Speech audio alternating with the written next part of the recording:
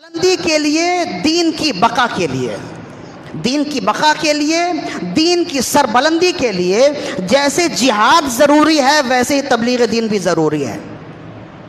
دونوں لازم و ملزوم ہیں۔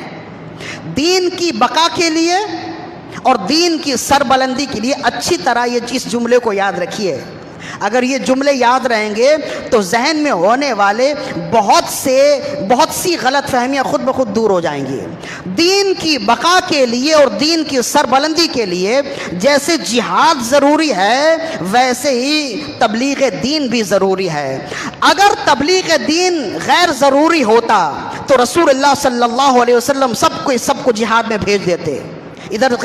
یا اگر جہاد غیر ضروری ہوتی تو رسول اللہ سب کو تبلیغ دین میں لگا دیتے۔ ایسا کیوں ہوا کہ رسول اللہ صلی اللہ علیہ وسلم نے جہاد کرنے والوں کو بھی جہاد میں جانے کا حکم دیا اور کچھ لوگوں کو روکنے کا حکم دیا، جس سے معلوم ہوا جہاد بھی ضروری ہے اور تبلیغ دین بھی ضروری ہے، ان میں سے کوئی غیر ضروری نہیں ہے۔ اگر ان میں سے کوئی غیر ضروری ہوتا، آپ جانتے ہیں کہ اس زمانے میں افرادی قوت بھی کم ہے، صحابہ کرام اور مجاہدین کی تعداد کم ہے، اور جب جنگ کا موقع آئے اس وقت مجاہدین کی ضرورت ایسی ہوتی ہے کہ اگر کوئی مریض مجاہد ہو تو وہ بھی کام میں آ جاتا ہے، بسا اوقات بچوں کو، بسا اوقات خواتین کو بھی میدان جہاد میں جانا پڑتا ہے۔ تو وہ تو شروعات اسلام کی بات ہے، اور شروعات اسلام کے زمانے میں افرادی قوت کی کمی ہے، مسلمان کم ہیں، لیکن کم ہونے کے باوجود اس کے کہ مسلمانوں کا ایک بندہ جہاد میں جانے کے قابل بھی ہے اور میدان جہاد میں اس کی ضرورت بھی ہے، اس کے باوجود رسول اللہ نے تبلیغ دین کے لیے صحابہ کرام کو روکا۔